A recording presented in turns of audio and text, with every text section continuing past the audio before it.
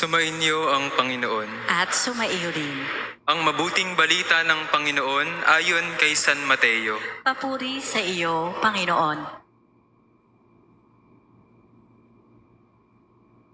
Noong panahong iyon, sinabi ni Jesus sa kanyang mga alagad, "Pag-ingatan ninyo na huwag maging pakitang tao lamang ang paggawa ninyo ng mabuti. Kapag ganyan ang ginawa ninyo, wala kayong matatamong gantimpala buhat sa inyong Ama na nasa langit. Kaya nga kapag naglilimos ka, huwag mo nang ipagkaingay ito, katulad ng ginagawa ng mga mapagpaimbabaw doon sa sinagoga at sa mga lansangan. Ginagawa nila ito upang purihin sila ng mga tao. Sinasabi ko sa inyo, tinanggap na nila ang kanilang gantimpala. Ngunit kung maglilimos ka, huwag mo nang ipaalam ito kahit sa iyong pinakamatalik na kaibigan, upang malihim ang iyong paglilimos, at gagantihan ka ng iyong amang nakakakita ng kabutihang ginagawa mo ng lihim. At kapag nananalangin kayo, huwag kayong tumulad sa mga mapagpaimbabaw. Mahilig silang manalangin ng patayo sa mga sinagoga at sa mga panukulang daan upang makita ng mga tao. Sinasabi ko sa inyo, tinanggap na nila ang kanilang gantimpala. Ngunit kapag mananalangin ka, pumasok ka sa iyong silid at isara mo ang pinto. Saka ka manalangin sa iyong amang hindi mo nakikita, at gagantihan ka ng iyong amang nakikita ang kabutihang ginagawa mo ng lihim.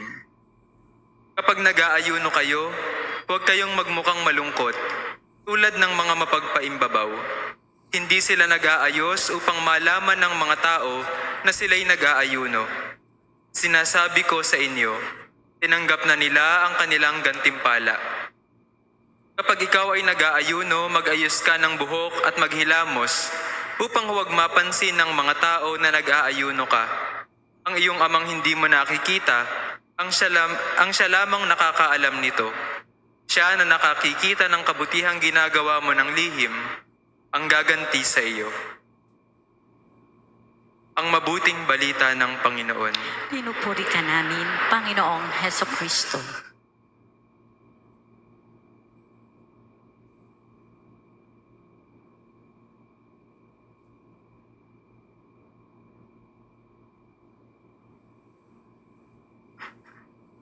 Magandang tanghali po sa inyong lahat. Napakaganda po na ang aking pagparito dito po sa ating diocese at ang una ko ring misa pagkatapos ng pagtatalaga ay ginaganap natin ngayong Miyerkules ng Abo na simula ng panahon ng Kwaresma. At gaya po ng sinabi ko nung Sabado, nung aking pagtatalaga, ang pagparito ko po sa Bataan ay isang pag-uwi, sapagkat hindi naman po ko iba sa inyo.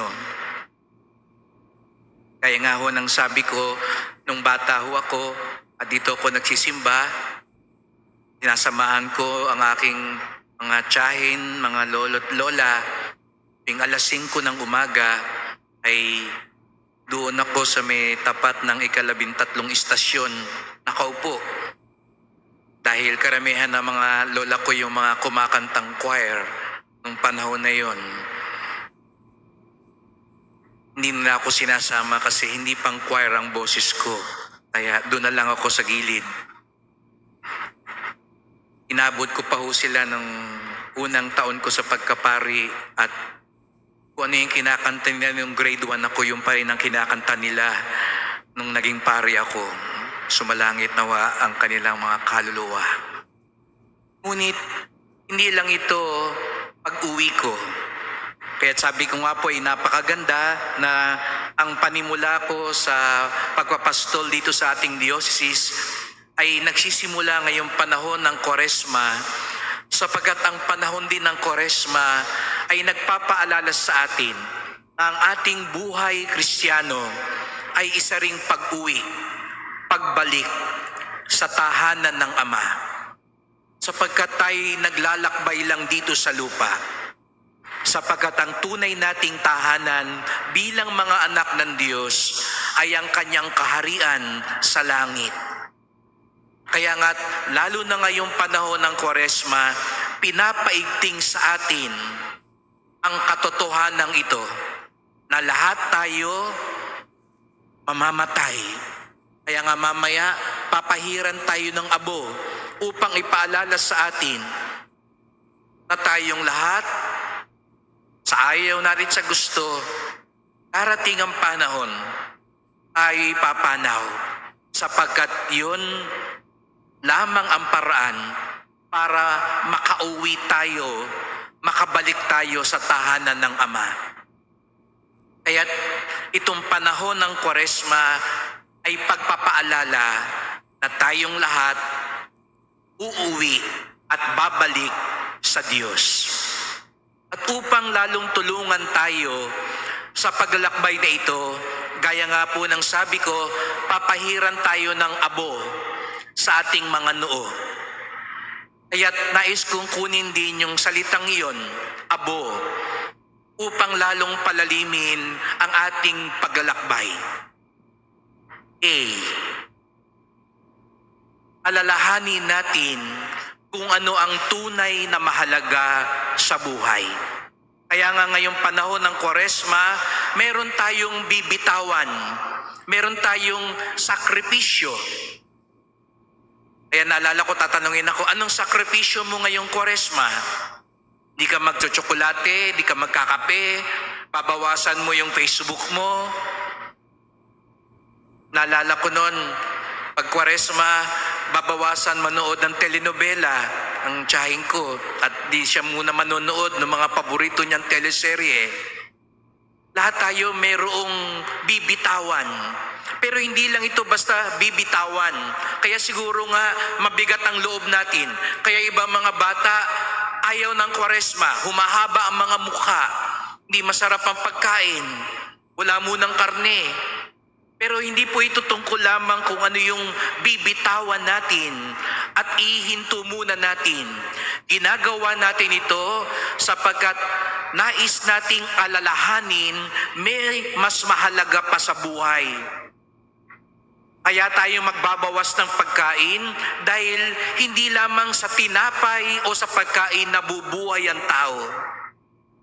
Kaya binabawasan natin yung oras sa ibang bagay kasi hindi yon ang tunay na mahalaga. Hindi yung pagpa-Facebook, hindi yung panonood, hindi yung pamamasyal. May mas mahalaga sa buhay.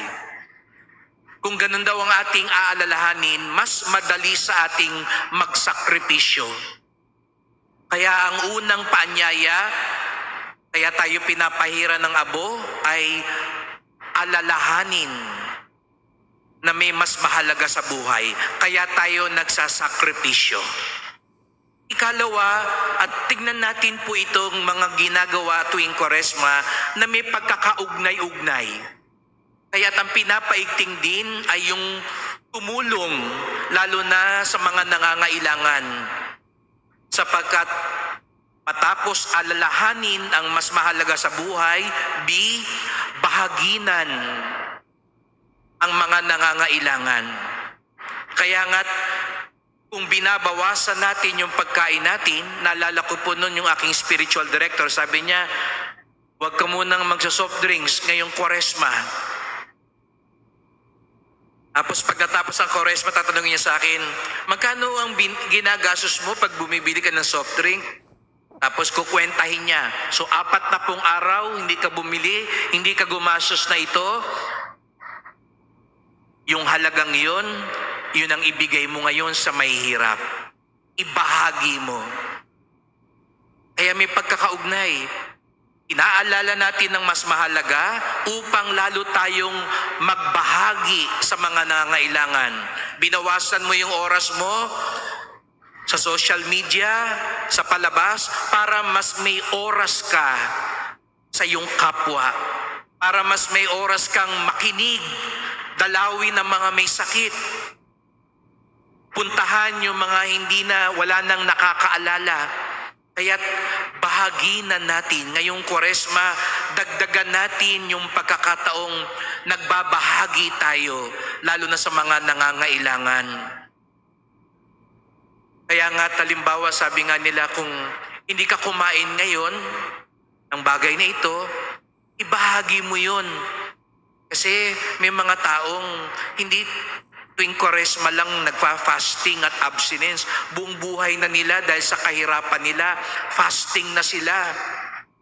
Abstinence na po sila. Kaya bahaginan din natin sila. Alalahanin kung ano mas mahalaga sa buhay. Kaya tayo nagsasakripisyo. Bahaginan ng ating kapwa, lalo na ang nangangailangan. Kaya tayo nagkakawang gawa. At huli, orasyon. Sapagat ang lahat ng ating ginagawa, yung sakripisyo natin, yung kawang gawa natin, dapat ihatid tayo sa mas malalim na pananalangin sa Diyos. Kaya ngayong Kwaresma, dagdagan din natin ng oras sa pagdarasal. Oras para sa Diyos upang lalo nating marinig ang kanyang paggabay, upang lalo nating matanggap ang kanyang pagpapala, upang lalo nating masunod ang kanyang kalooban. Kaya't itong tatlong bagay po ang sanay dagdagan natin. Hindi lang natin ito ginagawa tuwing Kwaresma, dapat buong taon. Pero mas dinadagdagan natin, mas pinapaigting natin ito ngayong Kwaresma, sapagkat pinapaalala sa atin, uuwi at babalik tayo sa Diyos. Kaya tayo nagsasakripisyo para alalahanin kung ano mas mahalaga sa buhay. Kaya tayo nagkakawang gawa para bahaginan ang mga nangangailangan.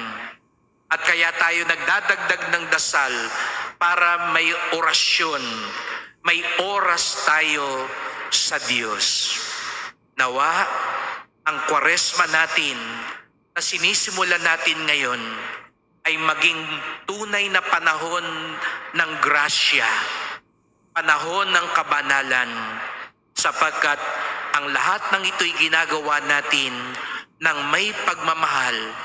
Ang lahat ng ito'y ginagawa natin ng may pag-asa, dahil alam natin nagmula tayo sa Diyos at babalik tayo sa Diyos.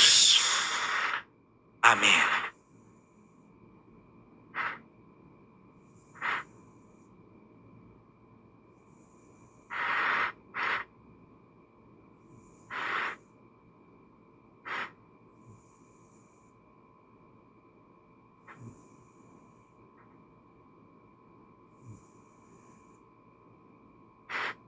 Minamahal na mga kapatid, manalangin tayo sa Amang may kapal upang ang abo sa ulo nating ilalagay para ipahiwatig ang pagbabagong buhay ay marapatin niyang gawaran ng kanyang pagpapala at malaking pagmamahal. Magsitayo po tayo. Ama naming mapagmahal, ang iyong ikinasisya ay hindi ang kamatayan ng masamang tao, kundi ang kanyang pagsisisi at pagbabagong buhay. Dinggin mo kami sa aming pagluhog na iyong marapating basbasan ang abong ito